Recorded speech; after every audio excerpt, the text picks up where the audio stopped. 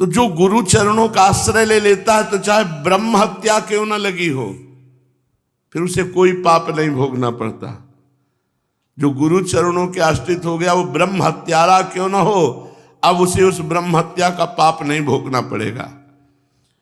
आजन्मकृत पाप करने वाला हो, मतलब जब से जन्मा तब से गुरु चरण जब आया तब तक पाप ही करता रहा, तो भी उसे मुक्त हो जाना होगा।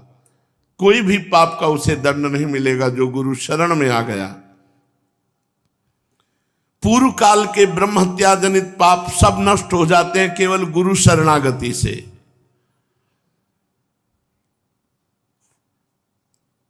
मातृवध, देव ब्रह्म हत्या, गौ हत्या, ऐसे बड़े बड़े पातक करने वाला भी यदि गुरु शरण में आ जाए तो निष्पाप हो जाता है, परम पावन हो जाता है। गुरु से अधिक कोई शास्त्र नहीं। ना गुरोरधिकम शास्त्रम ना गुरोरधिकम तपः ना गुरोरधिको मंत्रो ना गुरोरधिकम फलम ना गुरोरधिका देवी ना गुरोरधिका शिवः ना गुरोरधिका मूर्तिन ना गुरोरधिकम जपः। गुरु से अधिक कोई बड़ा शास्त्र नहीं है। गुरुदेव बोल रहे हैं तो किसी शास्त्र से प्रमाण लेने की जरूरत नहीं। गुरु से बड़ा कोई तप नहीं। अगर गुरु की आज्ञा में तो भारी तपस्या हमारे लिए है, गुरु सेवा में है तो भारी तपस्या है। गुरु से अधिक कोई मंत्र नहीं। जो गुरु ने हमको मंत्र दे दिया, इससे बड़ा कोई गुरु मंत्र नहीं। गुरु से अधिक कोई फल नहीं। हर समय हमें अपने गुरुदेव के सानिध्य में रहने को मिलता है, इससे बड़ा और क्या फल हो सकता है। गुरु से अधिक कोई देवा देवी कोई बड़ा नहीं। इसलिए गुरुदेव की महिमा का वर्णन करते हुए जबान लड़खड़ाती है कि पूर्ण रूप से उनकी महिमा का वर्णन नहीं किया जा सकता। शिष्य ने, देव आपने बतलाया कि गुरुदेव सर्वोपरि हैं, और आपने बताया कि गुरुदेव सब रूपों में है। इसका आशय क्या है? गुरुदेव सब रूपों में है और गुरुदेव सर्वोपरि है, सबसे श्रेष्ठ है। तो जब सब रूपों में है तो सबसे श्रेष्ठ कैसे है, और सबसे श्रेष्ठ है तो सब रूपों में कैसे है? चंचल मति समझ नहीं पाया।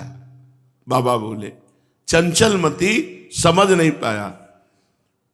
जब वो एक है और उसने अपने को बहुत रूपों में किया, तो हम बहुत रूपों की आराधना नहीं कर सकते, एक रूप की आराधना कर। तो हम जिसको गुरु माना उसको अगर सर्वोपरि नहीं मानेंगे तो हमारा मन जाता रहेगा कि वो उनकी उपासना, अरे ये तो गुरु हैं, वो तो देवता हैं, वो तो अमुक हैं, वो तो नहीं, सर्वोपरि।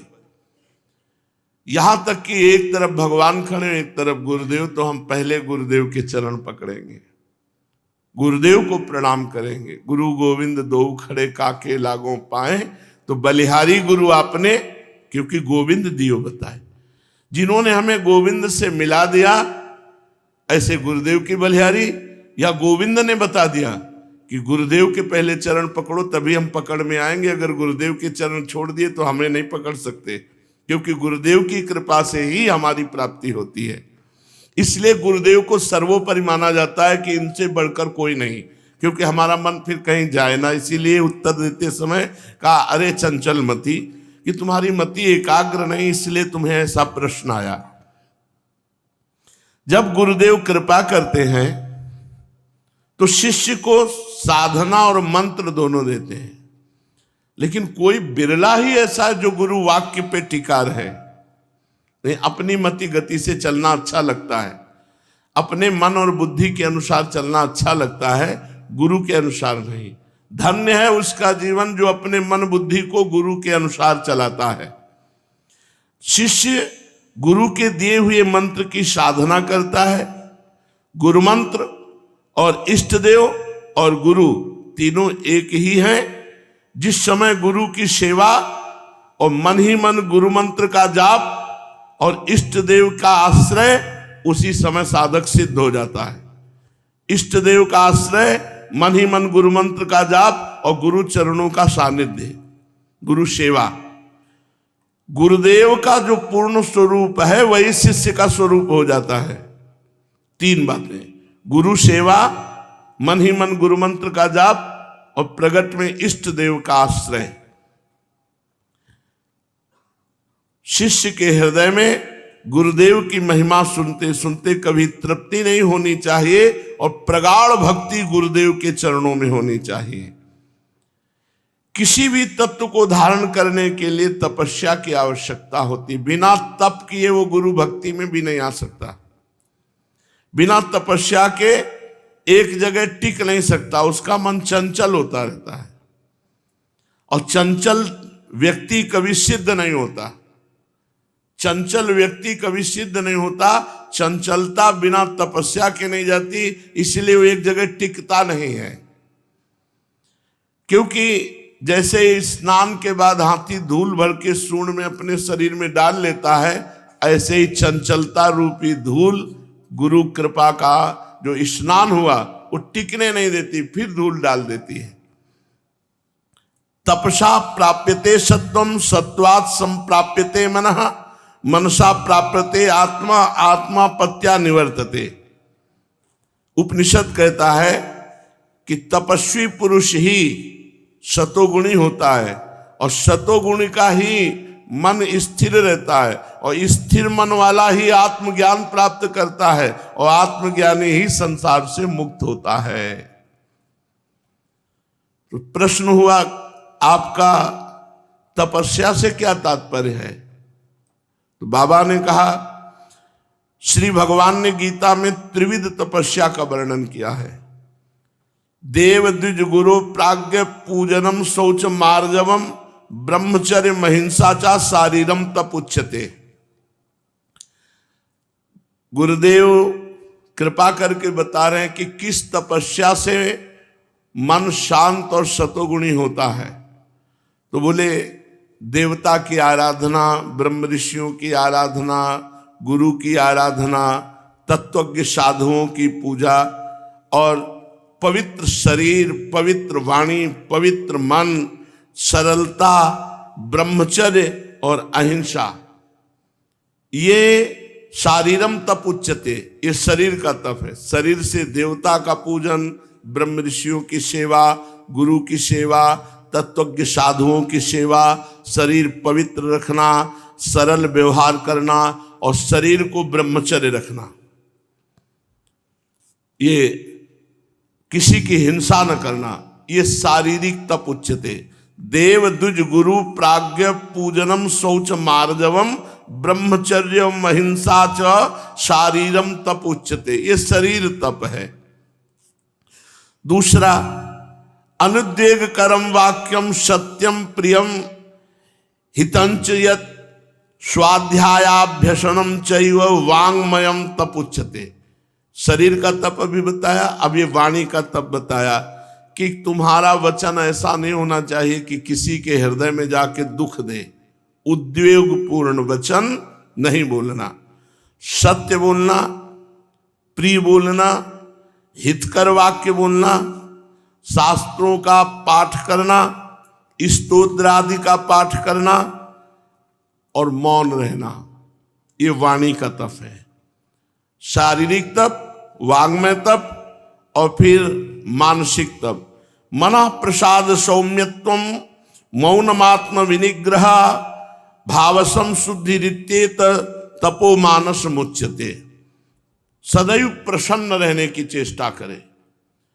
जहां निगेटिव भाव आवे तुरंत उसे काटो, राधा राधा राधा नाम के प्रभाव से उसे काटो और प्रसन्न रहो।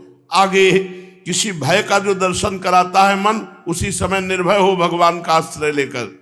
अरे नहीं, भगवान है ना, करुणा में भगवान हमको बचाएंगे। अगर कोई संकट आएगा, जहां मन भयभीत करने लगे वहां भगवान को, जहां मन प्रपंच में फंसाने लगे वहां नाम के द्वारा उसे काटो। मन की प्रसन्नता सबसे बड़ा तप है।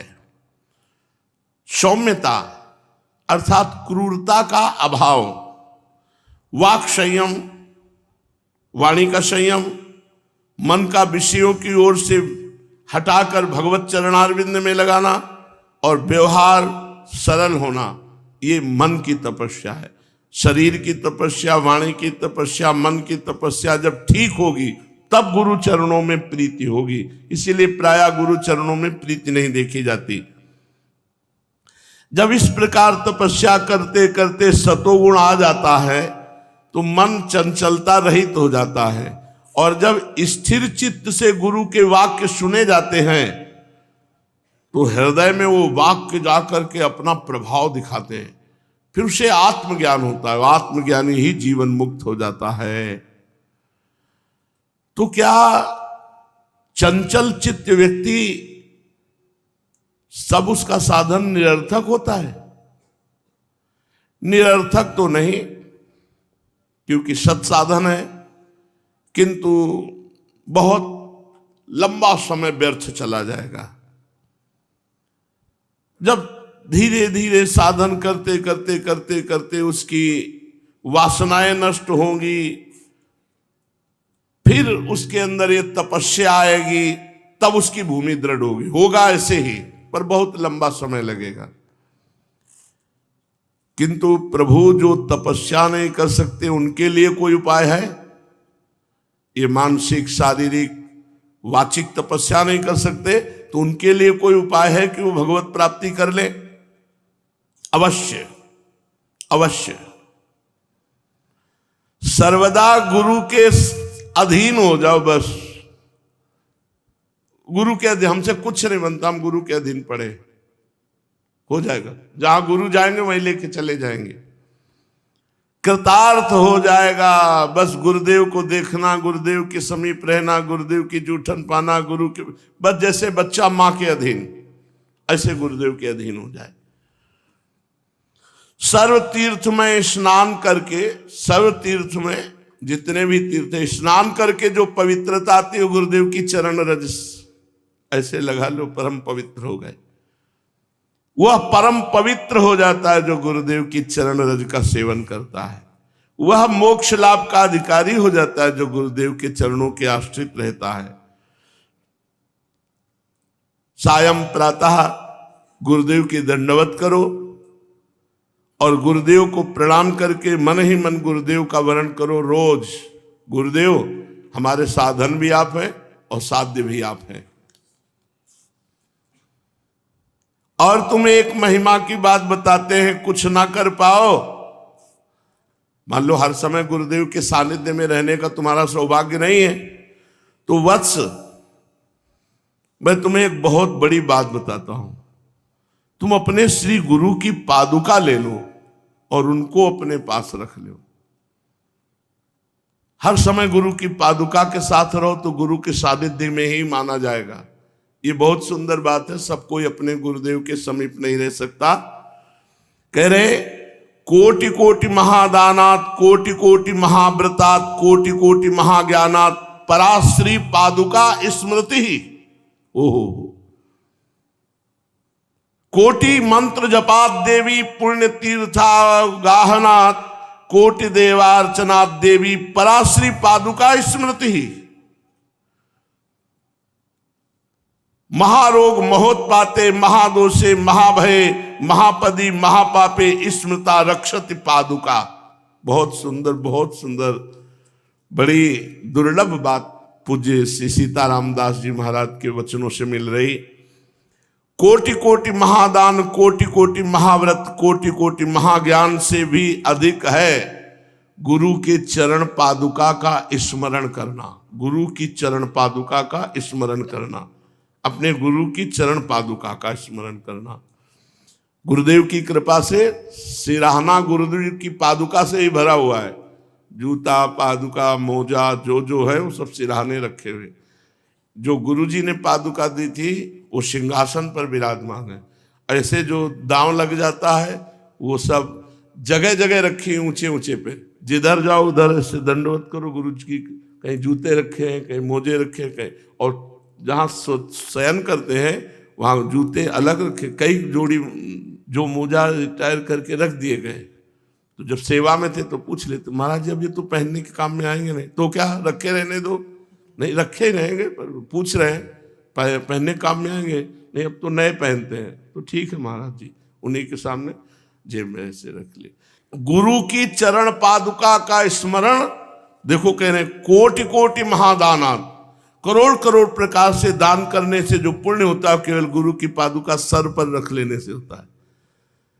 ये हमारी बात मान लो, गुरु की पादुका का बहुत बड़ा महिमा है, बहुत बड़ी महिमा है। रोज प्रातः स्नान करके अपने मस्तक पर गुरु पादुका रखो और कुछ सेकंड या मिनट गुरु मंत्र जपो। सबसे बड़ी पूजा बता, सबसे पहला कार्य गुरु पादुका को मस्तक पर पधराओ और गुरु मंत्र जपो।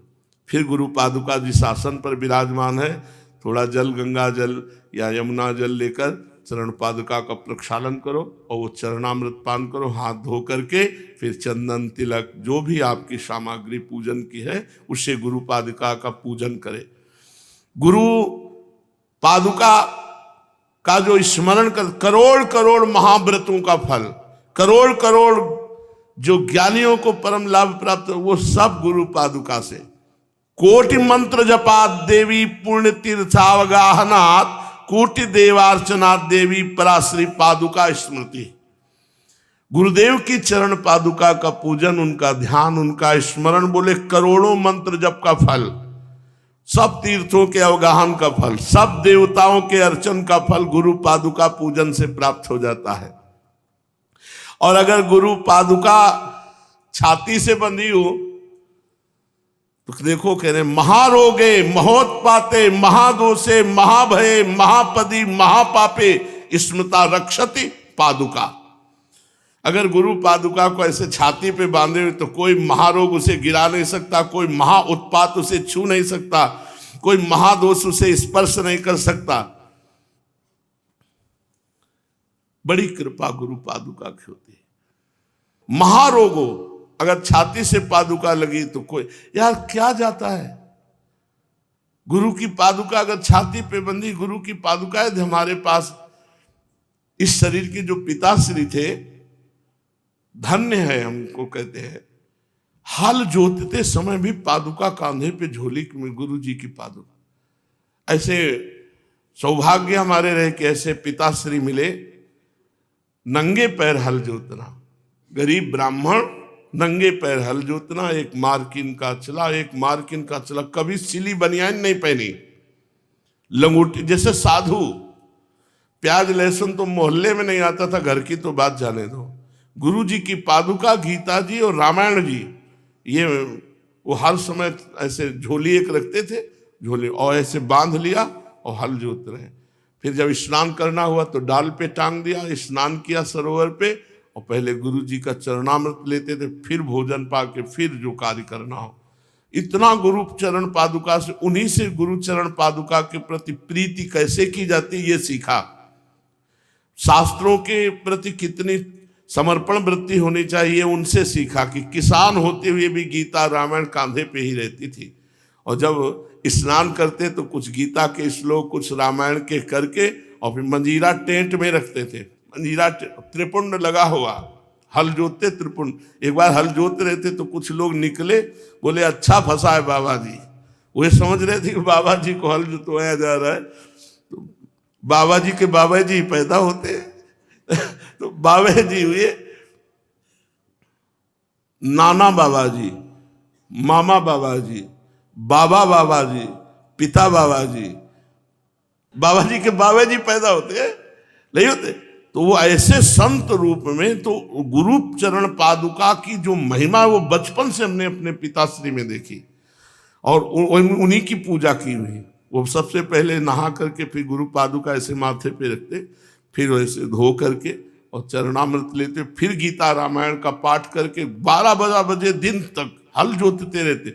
ये ट्रैक्टर की व्यवस्था थोड़ी थी, एक फार वाला हल, एक फार वाला हल, मतलब 1 बीघा जोतना है तो 10-20 घंटे जोतो तब कहीं जा करके, और पूरा ऐसे बड़ी मेहनत की कमाई से धर्म पूर्वक जीते थे। तभी हम लोगों के जो संस्कार बने ना, वो इसी से बने। और जो तपस्या का स्वभाव बना, वो ऐसे घर में पैदा हुए थे कि सुविधा ही नहीं थी, तो एक तपस्वी जीवन बाल्यावस्था से था। कभी सर्दी में स्वेटर नहीं पहने गए, मफलर, स्वेटर, शाल, वही जो गर्मी में पहने जाते हुए। सर्दी में बस इतना होता था कि गर्मी में जो कांधे पे अंगोछा होता था वो कानों में होता था, बस इतना ही था। बचपन से वो वैराग्य, बचपन से वो तप का, जीवन का संस्कार, तो वही आगे बढ़ करके परमार्थ में सद्गुण बन गया, वही सद्गुण बन गया। भगवान कहते हैं ना, जिस पर मैं कृपा करता हूं उसका धन अपहरण कर लेता हूं, पग पग पर उसे दुख देता हूं। तो ऐसे ही परिवार में जन्म हुआ था, जहां केवल भगवान का भरोसा और भगवान की भक्ति, दूसरा कोई रंग ही नहीं था। पूर्व जन्म में कोई साधना हुई होगी जो बकाया रह गई होगी, तो ऐसे पवित्र कुल में, उत्तम कुल में जन्म देकर भगवान ने सतमार्ग में, तो ये पिताश्री से सीखा, बचपन से गुरु पादुका पर प्रीति, क्योंकि देखते थे कि वो पादुका सर पे रख करके ऐसी आराधना करते, तो आज भी जैसे वो आराधना करते थे उसी पद्धति से, उनकी कृपा से गुरु चरण पादुका की आराधना। महारोगो महाउत्पाते महोदोषे महाभये महापदि महापापे स्मृता रक्षति पादुका। जो गुरु पादुका की आराधना करता उसे कोई रोग परास्त नहीं, कोई दोष छू नहीं सकता, कोई उत्पात नहीं छू सकता, कोई भूत प्रेत उसे परास्त नहीं कर सकता। श्री सीताराम दास जी महाराज, हम आपको छवि दिखाएंगे आकर के, किसी दिन लाकर हमारे पास रखी। ऐसे गुरु पादुका छाती पे बांधे हुए हैं। दुराचारे दुरालोके दुष्संगे दुष्ट संग्रहे दुराहारे च दुर्बुद्धो स्मृता रक्षति पादुका। जो गुरु की चरण पादुका का सेवन करता है तो दुराचार, लोक में दुराचरण करने वाला, दुष्संगी और दोषों को संग्रहित करने वाला, दुर्बुद्धि और गलत आचरण से कमाए हुए धन से जीवन उपार्जन कर, इन सब से रक्षा कर लेती। अगर गुरु पादुका का पूजन है और ये सब ऐसा है तो बचा लेगी गुरु पादुका। बहुत बड़ी बात है गुरु पादुका। तेनाधीतम स्मृतम ज्ञानम दुष्टम दत्तच पूजितम जिह्वा में वर्तते यस्य पराश्री पादुका स्मृति ही। दुराचार में, दुर्लोक में, दुष्संग में, दूषित संग्रह में, दुष्ट आहार एवं दुर्बुद्धि में पूर्ण रूप से रक्षा करने में समर्थ है श्री गुरु पादुका। जिसकी जिह्वा पर श्री गुरु पादुका का चरणामृत पहुंचता है रोज, उसके द्वारा वेद शास्त्रों का अध्ययन का रोज फल मिलता है। कितना सौभाग्य है। उसने सब कुछ पा लिया जिसने गुरु पादुका पर पूर्ण निष्ठा कर ली। मेरे गुरुदेव साक्षात विराजमान गुरु पादुका। 14 वर्ष ऐसा भरत जी ने किया। भगवान श्री रघुनाथ जी की पादुका को सिंहासन पर विराजमान करके, रोज पूजन करके, रोज माथे पर पधरा कर आज्ञा पूर्वक 14 वर्ष तक चक्रवर्ती सम्राट पद की रक्षा की। उसने सब दान कर लिया जिसने गुरु पादुका का सेवन किया। हे देवी, एक बार भक्ति पूर्वक यदि श्री गुरु पादुका को मस्तक पर पधरा दिया जाए तो उसकी गति को कोई नहीं रोक सकता, मतलब उसकी दुर्गति नहीं हो सकती। एक बार गुरु पादुका यदि मस्तक पर विराज और रोज विराजमान हो रही तो फिर दुर्गति का क्या। अपवित्र हो या पवित्र हो, कैसी भी स्थिति में हो, जो गुरु पादुका को अपने पास रखता है अनायास ही धर्म अर्थ काम मोक्ष सब कुछ प्राप्त करने में समर्थ हो जाता है। 10 दिशाओं में कहीं भी जाए, जिसके पास गुरु पादुका उसको कोई परास्त नहीं कर सकता। पर गुरु पादुका की महिमा तो हृदय में बैठ जाए। गुरु पादुका जैसे हम ठाकुर जी लिए डोलते हैं, ऐसे गुरु पादुका में प्रीति हो जाए। पादुका से श्रेष्ठ कोई मंत्र नहीं, पादुका से श्रेष्ठ कोई देवता नहीं, पादुका से श्रेष्ठ कोई ज्ञान नहीं, और पादुका पूजन से बढ़कर कोई पूजा नहीं। हे वत्स सुनो, तुमने गुरु पादुका की महिमा को समझा। एक बार अमीर खुसरो के गुरुदेव जी थे, बड़े सिद्ध महापुरुष थे। तो एक ब्राह्मण जो है वो गरीब था, उसको बेटी के ब्याह के लिए धन की जरूरत थी। तो उसने सोचा बाबा से याचना करते हैं, किसी भगत से दिला देंगे। बड़े धनी मानी जन आया करते थे। तो गए, प्रणाम किया और कहा बाबा बेटी का ब्याह है, धन की आवश्यकता है, तो आपसे याचना करते हैं कि आप बेटी के ब्याह के लिए धन दे दो। बाबा ने हमारे पास क्या है, पर तुम याचना करने आए हो तो जाओ, परसों आ जाना, ले जाना। बड़ा आनंदित होकर परसों आया। बाबा बेटी के ब्याह के लिए धन की याचना आपसे की थी। हाँ हाँ ठीक है, पादुका ले जा। अब संत ने आज्ञा की तो पादुका उठा तो ली, लेकिन निराशा हुई कि लकड़ी की पादुका, हमें तो हजारों रुपए चाहिए थे बेटी के ब्याह के लिए, लकड़ी की पादुका से क्या होगा। पर संत ने कह दिया, तो संत के वचन रहस्यमय होते हैं, उनको अपनी बुद्धि से नहीं तौलना चाहिए। पादुका सर पे रख ली और निराश होके जा रहा था। आगे जब रास्ते से जा रहा था तो अमीर खुसरो जी आ रहे थे। उनको अपने गुरु की गंध, मेरे गुरु की, मेरे स्वामी की कोई वस्तु है आसपास, इतने वो गुरु भक्त थे, स्वयं महापुरुष थे अमीर खुसरो जी। उन्होंने अपने जनों से कहा, मेरे आका की कोई वस्तु है, मेरे गुरुदेव की कोई वस्तु है, किसके पास है? बस वो ऐसे जैसे कोई पुष्प के सुगंध से खिंचता, उन्हीं ब्राह्मण मस्तक में देखा पादुका। ए पादुका किसकी है? तो कहा, बाबा ने पादुका दी है। बाबा ने आपको पादुका दे दी? ओहो, एकदम डूब गए। गुरुदेव ने तुम्हें पादुका दे दी? हाँ, हमको तो जरूरत नहीं थी, हमें तो बेटी के ब्याह के लिए धन चाहिए, तो पादुका मुझे दे दोगे? हाँ आप ले लो, मुझे धन दे दो। तो बोले 13 ऊंटों में ये रत्न हीरा जवाहरात, इसके व्यापारी थे वो, ये ले जाओ, मैं सेवकों से पादुका मुझे दे दो। सब जितना वैभव सब दे दिया और पादुका लेके गए। कहा, गुरुदेव पादुका ले आया। बोले कितने में?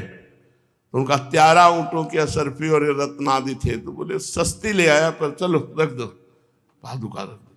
ये गुरु महिमा की, गुरु की पादुका के लिए सर्वस्व दे दिया। तो बाबा पादुका में इतनी शक्ति है, दिखाई दे रहा है। पूज्य देखो बाबा, ये सीताराम दास जी जिनकी वाणी आप सुन रहे हो, ये देखो ऐसे अपने गुरु की पादुका बांधे रहते थे। हाँ बहुत सुंदर, भले दर्शन करा दिया। ये दर्शन हो रहे सबको? हाँ देखो, ऐसे अपने गुरुदेव की छाती में तभी शुद्ध ब्रह्म ज्ञान, भगवान नाम, भगवत भक्ति सब कुछ। ये बड़े महापुरुष थे। भाई जी वगैरह दौड़कर दर्शन करते थे। भाई जी श्री हनुमान प्रसाद पोद्दार जी से बहुत चर्चा होती थी पूज्य बाबा की। ये बहुत सुंदर किया, प्रसंग पर दर्शन करा दिया, बहुत सुंदर। देखो अपने गुरु की कैसे पादुका छाती पे बांधे हुए, धन्य है। अब रात दिन गुरु की पादुका अपने वक्षा स्थल पर धारण करना कितनी अपार भक्ति होगी। तो बाबा पादुका में इतनी शक्ति है। हाँ बेटा, साधुओं का कहना है कि गुरु जी के चरण से दिव्य तेज प्रकट होता रहता है, उससे पादुका में तेज समाविष्ट हो जाता है। और गुरु चरण सर्वश्रेष्ठ है, तो पादुका में जो गुरु के चरणों से तेज निकला, जो परमाणु निकले, वही सर्वश्रेष्ठ शक्तिमान हो जाते हैं। अपायात पाति नियतम दुस्संगाद दुर्निमित्त का कामिनार्थम प्रदानांच पादुका परिकीर्तिता। गुरु पादुका अगर साथ है तो कोई आपत्ति विपत्ति नहीं पड़ सकती, कोई दुस्संग तुम्हारे ऊपर प्रभाव नहीं डाल सकता। शिष्य की सर्वदा रक्षा गुरु पादुका करती है। शिष्य की समस्त कामनाओं की पूर्ति पादुका जी करती है। तो पादुका की पूजा किस प्रकार की जाए? गुरुदेव बाबा बोले, सबसे पहले पादुका को मस्तक पर धारण करें। शास्त्र दल कमल ब्रह्मरंध्र, यहां पादुका उठाए और ऐसे पहले मस्तक पर धारण करे, और फिर गुरुदेव का ध्यान करें मस्तक पर पादुका रखे हुए। फिर गुरुदेव ने जो मंत्र दिया उसका उच्चारण करते हुए इस पादुका जी का पूजन करें। ब्रह्मरंध्र सरसी रुहोदरे नित्य लग्न मवादात मदभुतम कुंडली विवर कांड मंडितम द्वादशाणम सरसीरुहम भजे। कोई भी बात अप्रमाणित नहीं, तस्मा शास्त्रम प्रमाणम। ब्रह्मरंध्रम सरसीरुहो, यहां ब्रह्मरंध्र में पहले पादुका विराजमान करे।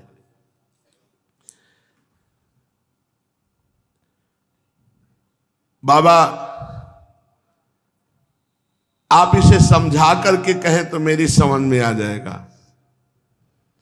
ब्रह्मरंध्र में सरसीरु स्थान, यहां सहस्त्रदल कमल है। यहां गुरु की पादुका विराजमान करने पर कुंडलिनी में झटका लगता है जाके। देखो दिव्य तेज का प्रभाव, भाव करो। जो कुंडलिनी यौगिक क्रिया के द्वारा बहुत मुश्किल से जागृत की जाती है, जब ब्रह्मरंध्र में गुरु पादुका विराजमान करते हैं तो उसका तेज कुंडलिनी को जाकर जागृत करता है। अद्भुत कुंडलिनी के गमन पद रूप छिद्रावशिष्ट जो कांड नाल है, वहां से होकर एक चित्रणी नाड़ी निकलती है।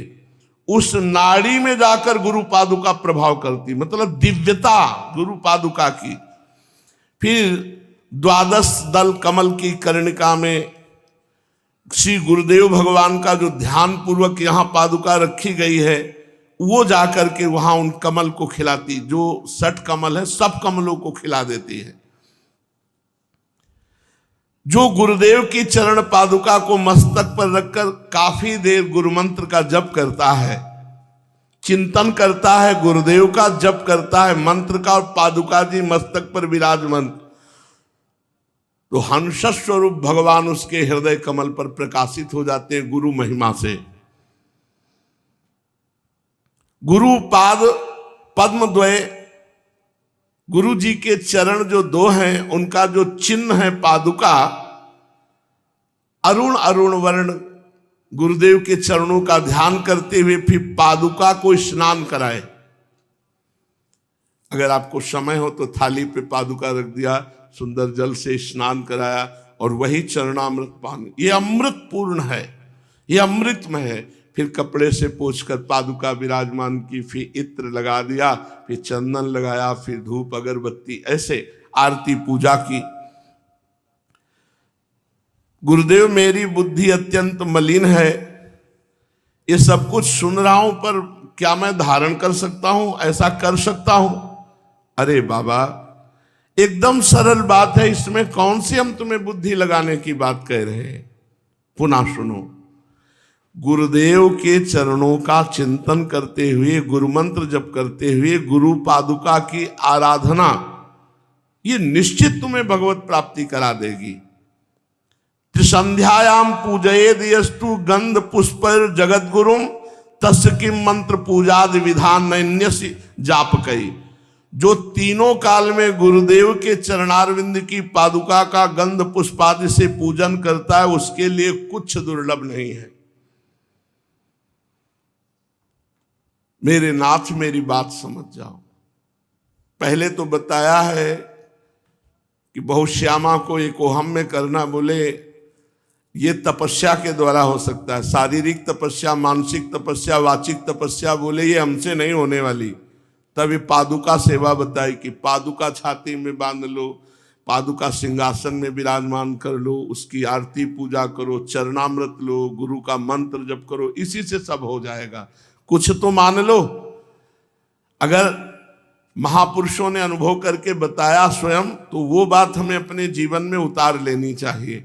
बाबा ने अंतिम बात कही कि यदि कुछ नहीं कर सकते हो तो गुरु पादुका, जैसे श्रीधाम वृंदावन की निष्ठा वाले महापुरुष श्रीपाद प्रबोधानंद जी महाराज, कुछ नहीं कर सकते, घोर दुराचारी हो तो आजीवन वृंदावन वास कर ले, तुम्हारे को भगवत प्राप्ति हो जाएगी। ऐसे साधना में कुछ नहीं कर सकते हो तो 3 बार तो गुरु की पादुका मस्तक पर रखकर प्रातः मध्याह्न सायं गुरु का ध्यान करते हुए गुरु मंत्र जप लो, इसी से भगवत प्राप्ति हो जाएगी।